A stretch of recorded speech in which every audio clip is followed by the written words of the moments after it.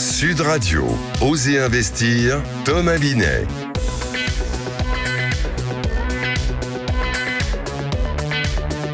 Bonjour Thomas. Bonjour Laurence. Alors au sommaire ce matin d'Osez investir. On va voir comment on peut emprunter en 2024 pour une acquisition immobilière. On va recevoir Frank Ingels également, qui est directeur de la distribution d'intergestion REM. C'est une société de gestion de portefeuille en société civile de placement immobilier. On va parler perspectives pour 2024 en investissement dans ces fameuses SCPI. Est-ce une bonne ou une mauvaise idée? On va voir ça dans un instant. Et on terminera avec Bernard Cadot, notre expert en immobilier, qui va nous parler des projets de fiscalité en ce début d'année 2024.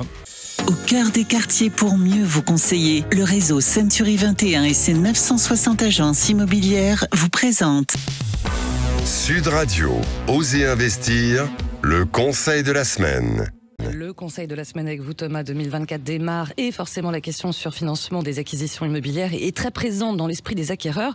Alors avec vous, est-ce qu'on peut finalement on va pouvoir emprunter dans de bonnes conditions cette nouvelle année? On va attendre de voir comment ça se passe en janvier, Laurence. Mais ce qui est sûr, c'est que les banques sont à l'offensive et sont reparties sur le terrain de la conquête de clients.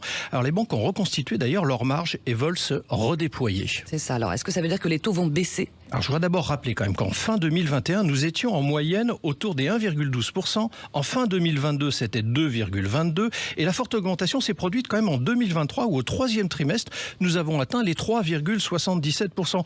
Mais on sent un frémissement qui va dans le bon sens. On nous prédisait il y a quelques mois, je vous rappelle, quand même un taux à 5% ce mois-ci.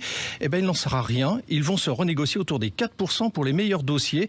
Le ralentissement de l'inflation aide cette démarche. Oui, mais il faut également regarder du côté du taux d'usure, Thomas. Oui, alors absolument. Le taux d'usure, d'abord, on va rappeler ce que c'est. Ça correspond au taux maximum légal au-delà duquel une banque ne peut pas accorder un prêt. Alors ça intègre le taux nominal du prêt, les frais divers comme l'assurance emprunteur, les frais de dossier.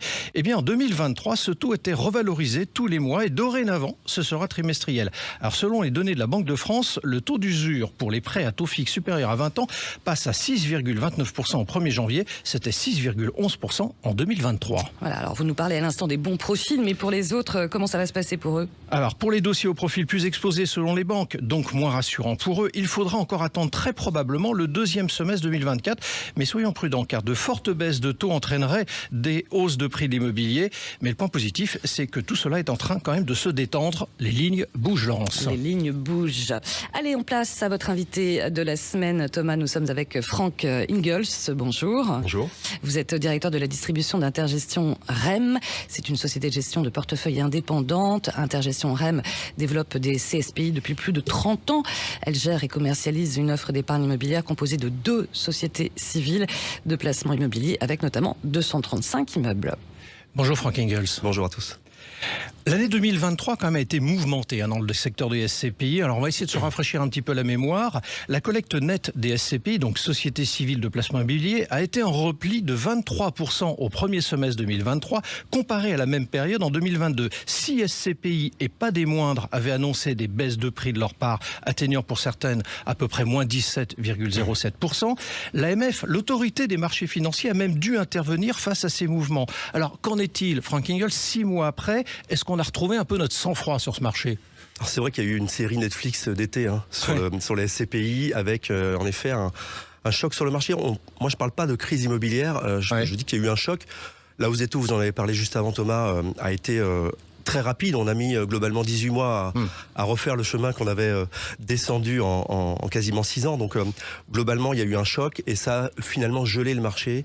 Geler le nombre de transactions et ceux qui ont vendu dans l'année 2023, c'est ceux qui devaient vendre. Donc il y a eu un problème, on va dire, de flux d'acquisition d'une part. Mais alors, du coup, vous êtes optimiste pour 2024? Nous, chez Intergestion, on reste par nature optimiste. On reste optimiste parce que la mécanique des SCPI, vous l'avez cité, c'est avant tout la collecte. Si on collecte en SCPI, pour rappel, on achète généralement en cash, donc on est de très bons acheteurs sur le marché immobilier. Et quand on a encore cette capacité de collecte, et c'est notre cas, en tout cas aujourd'hui, on a une puissance de feu qui va nous permettre d'acheter aujourd'hui à un niveau d'opportunité qu'on n'imaginait même pas il y a 18 mois. C'est 1,5%, 2% de plus de rentabilité à ISO qualité sur la même typologie d'actifs. On a aujourd'hui des capacités d'achat qui sont très intéressantes. Est-ce que vous pouvez nous rappeler, pour les auditeurs qui nous écoutent ce dimanche matin, qui vont démarrer leur année aussi d'investisseurs, quels sont les fondamentaux à respecter quand on veut investir en société civile de placement immobilier? Parce que je rappelle que c'est pas un achat immobilier pur, on est porteur de parts, on achète des parts qui elles-mêmes vont permettre de détenir un actif indirectement. Ouais, ça permet surtout d'aller, en tant que particulier, aller acquérir une typologie d'immobilier qu'on aurait du mal à acheter. Acheter un bien commercial ou un bureau ou de la logistique ou un immobilier de santé, c'est compliqué de le faire directement. Donc ça permet aussi finalement de rendre accessible un immobilier qui est normalement dédié aux institutionnels.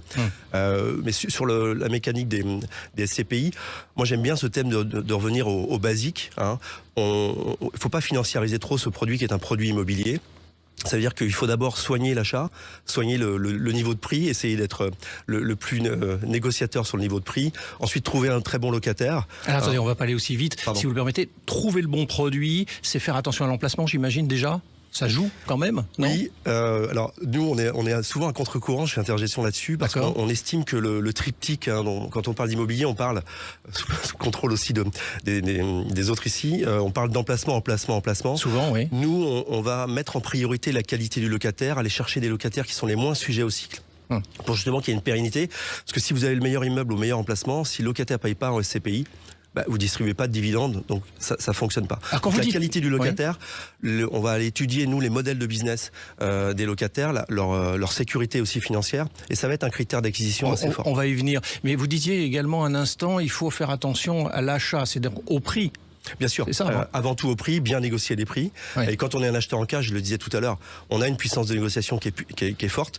Et puis ensuite, soigner le bail, c'est-à-dire la qualité d'engagement du locataire et sa qualité à lui pour qu'il paye le loyer au long cours. Alors, vous avez parlé tout à l'heure du commerce, on va s'y intéresser un instant, parce que vous avez aussi investi dans ce domaine, avec tout ce que l'on entend sur les difficultés des enseignes, Covid, inflation, transfert des achats vers le e-commerce. En quoi l'immobilier commercial est un bon placement pour un porteur de parts ?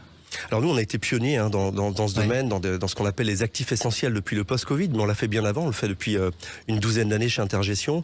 Le commerce, souvent mal vu, a pour nous des grandes qualités en immobilier, puisque par définition, le locataire, si vous prenez une grande surface commerciale ou une jardinerie ou une enseigne de bricolage, ils ont vocation à rester. Donc le côté de l'achalandise de la zone est très importante.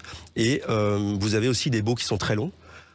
Et vous avez aussi des locataires aujourd'hui, et c'est important dans le contexte d'inflation dont on a parlé aussi, qui peuvent aussi augmenter leur prix, j'ai envie de dire hélas, mais globalement, ils ont aussi une capacité aussi de suivre les évolutions des loyers qui sont aujourd'hui importantes. Alors c'est intéressant ce que vous dites, j'aurais le compléter si vous m'y autorisez, parce qu'il y a quand même des dépôts de bilan d'enseignes comme GoSport, Camailleux, Habitat, on en a parlé dans Oser Entreprendre, les mises en redressement judiciaire quand même de sergents-majors, du pareil au même, le rachat et le démantèlement des hyper et supermarchés casinos.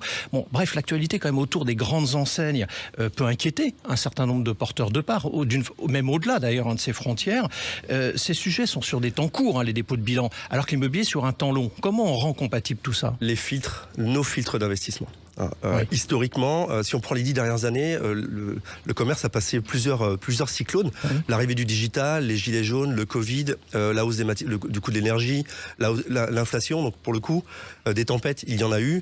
C'est pérenne selon nous si vous avez le filtre d'investissement d'aller chercher des actifs, des locataires qui sont sur des besoins essentiels, un peu le bas de la pyramide de Maslow. Je citais l'alimentaire, qui est un grand vecteur d'investissement pour nous. Donc, aller chercher les locataires les moins sujets au cycle et puis les moins exposés au digital. Et vous avez parlé de l'habillement, de la chaussure, des meubles. Ça, c'est hyper exposé au digital. Si vous êtes sur de l'alimentaire, parce que moi, j'ose pas appeler restauration rapide, mais snacking, là aussi, c'est peu sujet.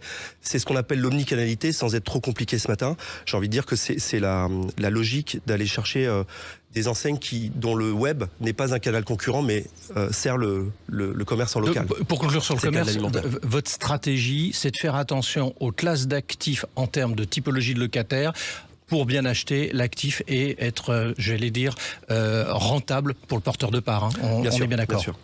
Alors, vous êtes également dans le domaine de la santé. C'est un domaine intéressant parce qu'on en parle de plus en plus. Vous avez un portefeuille dans ce domaine-là. Ce sont clairement des secteurs d'avenir pour vous.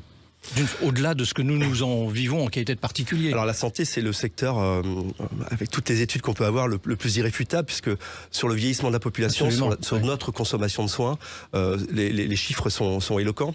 Mais nous, on a été travailler la santé d'une manière un peu différente. On n'a pas été chercher des grandes mécaniques d'EHPAD ou de cliniques ou d'hôpitaux.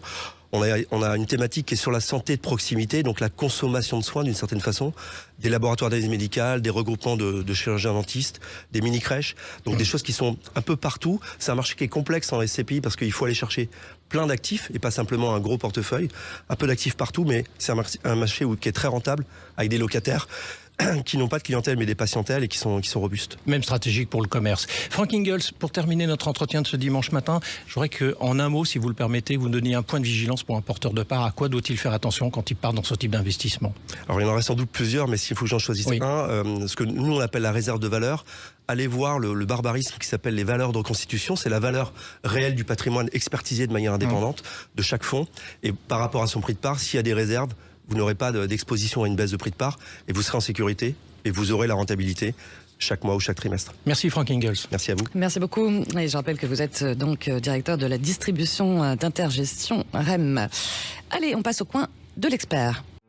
Intergestion REM, spécialiste de l'épargne en SCPI depuis plus de 30 ans, présente Sud Radio, Osez investir, le coin de l'expert.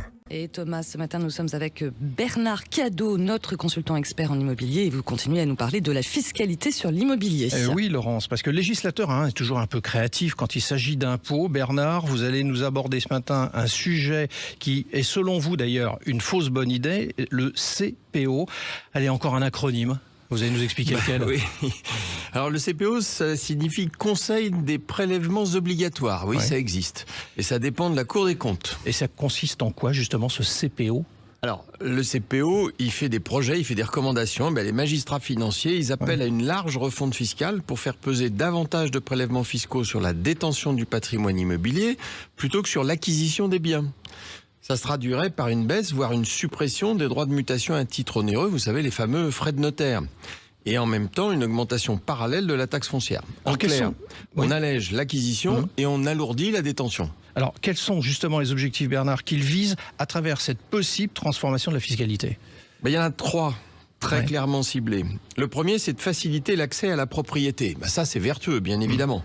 Le second, c'est de favoriser la mobilité géographique. Là encore, c'est vertueux et nécessaire au niveau de l'économie.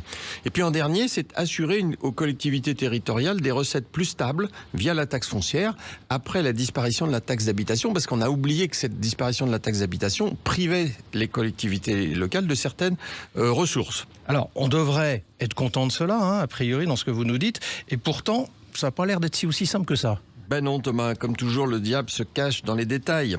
Sur le fond, effectivement, pourquoi mettre en balance la baisse des droits de mutation à titre onéreux, qui est vertueuse, et l'augmentation de la taxe foncière, si ce n'est pour faire de la compensation? On est au cœur des injonctions contradictoires auxquelles nous sommes hélas habitués. On veut favoriser l'accès à la propriété, mais à peine propriétaire, on est puni de l'être devenu. Quelle drôle de vision sociale et économique, vous l'avouerez. Jacques Chirac avait théorisé en son temps la fracture sociale. Il s'agit ici d'une fracture ouverte entre propriétaires et locataires. Les premiers, chargés de tous les maux, paient toutes sortes de taxes, taxes foncières, habitation sur la résidence secondaire, etc., etc.